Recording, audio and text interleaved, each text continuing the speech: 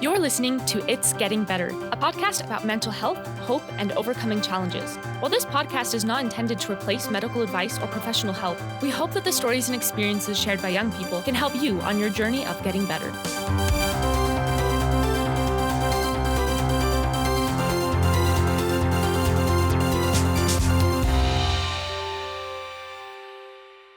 I'm your host, Kate, and today I'm so excited to have Betty here with me today. So, Betty, will you just introduce yourself, tell us a little bit about your mental health experiences and why you're here on the show today? My name is Betty Kuhn. I suffer from bipolar, PTSD, and DID.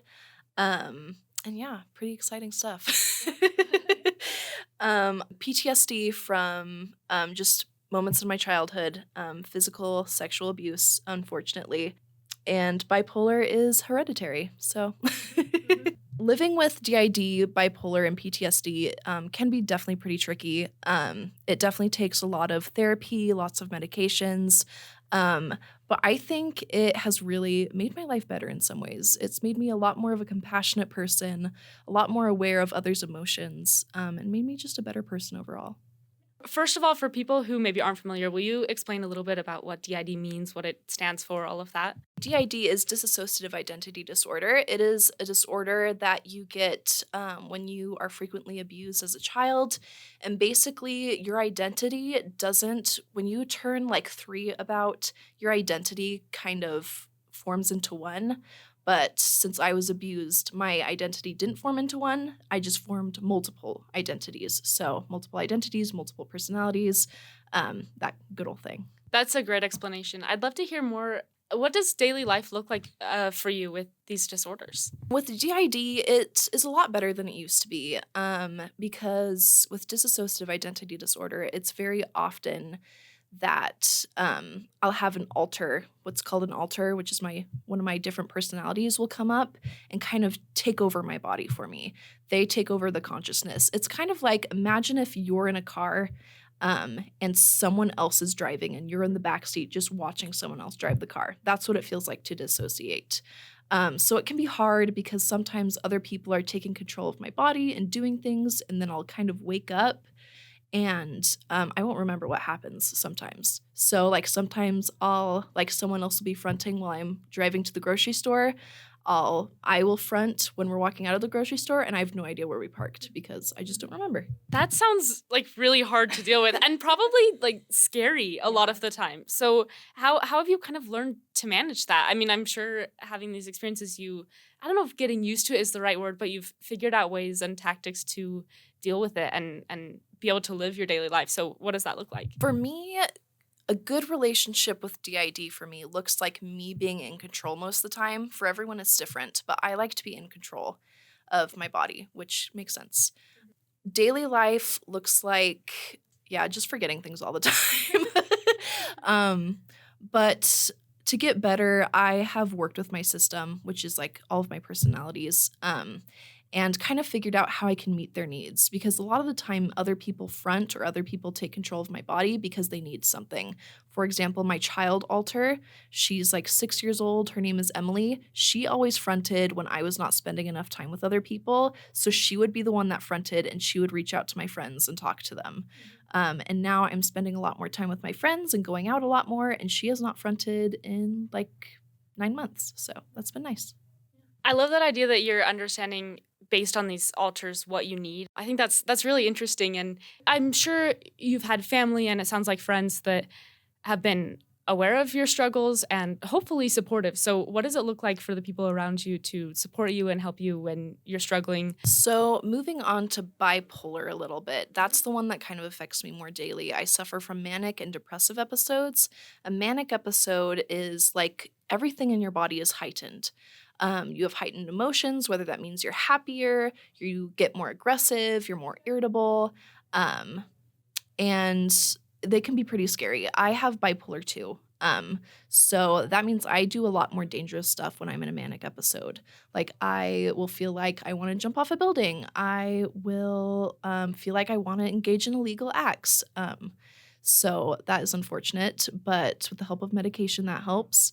But how other people around me help that, I'll let them know when I feel like I'm in a manic or depressive episode, and they are able to. I've given them tips on how to help me because it's kind of hard to know how to help someone with a different disorder.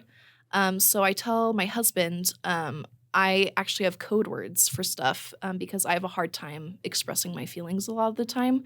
So when I say, like, I need help, I feel like hurting myself, I say bubblegum. And that kind of lets him know what I'm going on through. I'm so glad that you've set up systems that you know how to communicate with the people around you to get help and find help when you're struggling. But I'm sure that took a lot of time to sort of establish. So, what advice would you give to someone who's trying to figure out what to tell the people around them, who maybe want to support but don't know how to? What does that process look like, and how would you advise someone who's trying to figure that out? I would recommend definitely don't be afraid to make accommodations because mental illnesses, they are essentially a disability. You are disabled. And so you definitely want to be able to make accommodations for yourself. So don't be afraid to speak out and say what you need, whether that is you need space, you need someone to come over and just sit next to you while you do homework, watch TikTok, just need someone there, or anything. It sounds like communication in general is just a huge part of that. And it comes from understanding yourself and what you need, and then figuring out ways to explain that. And that looks different for everybody. But being able to recognize what you're experiencing and then communicate that and not be alone in that experience sounds, I mean, I think that's huge. I would love to hear more about the things that you've learned from experiencing this all of your life, and maybe how it's shaped who you are and how you interact with people, all of those things. How does it made you who you are? It's definitely changed me a lot, especially knowing my DID. It has made me a lot more aware of what I do and what I say, which has been super nice because it allows me to be more accountable, and that's been with my bipolar too.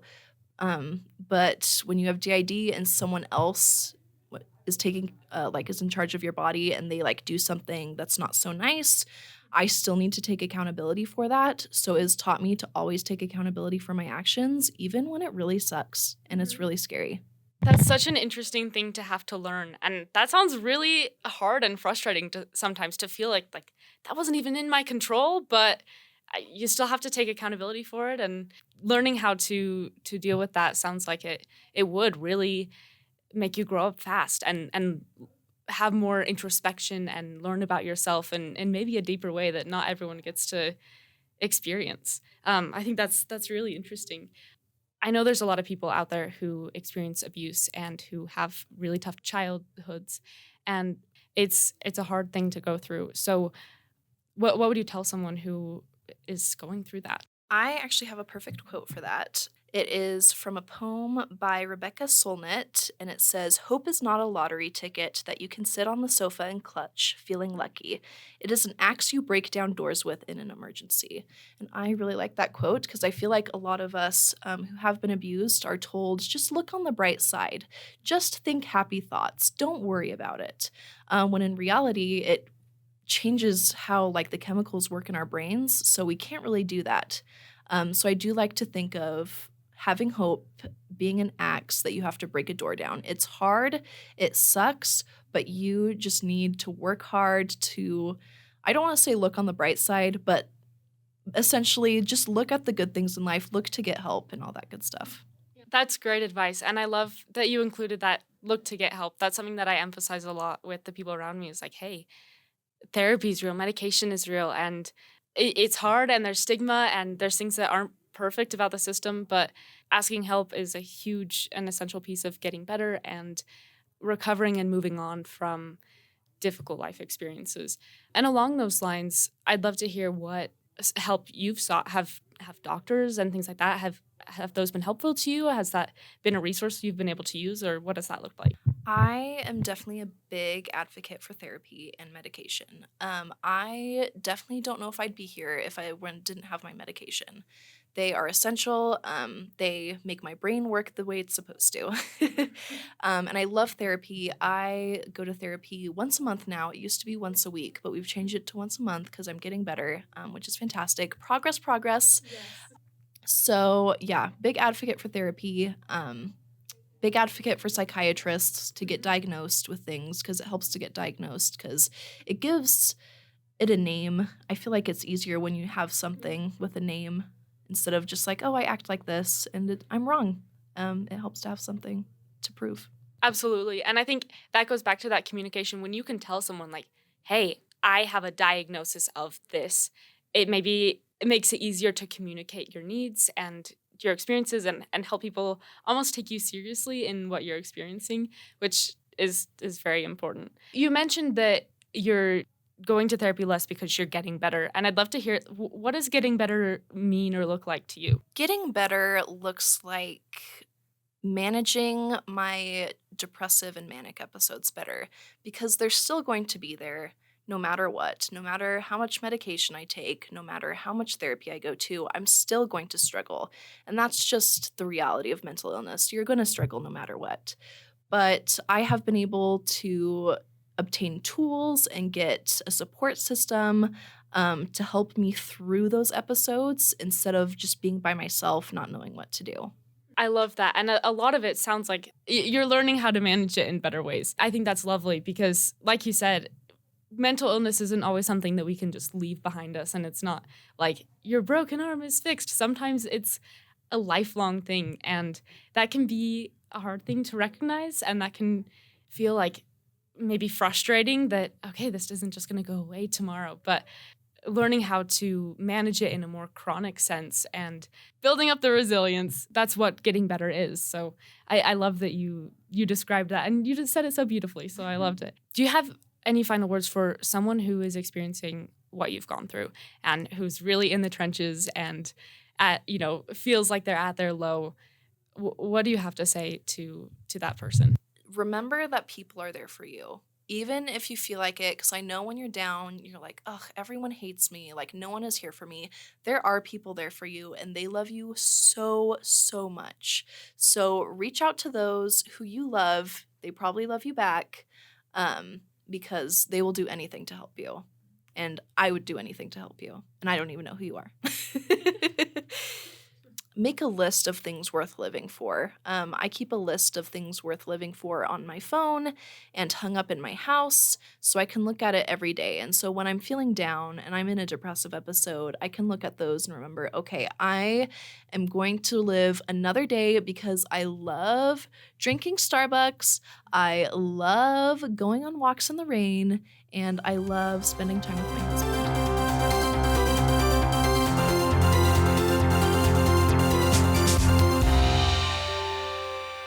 Oh my gosh, sorry. There's a word that is perfect for this moment, but Resilience? the resilience, thank you. Yes.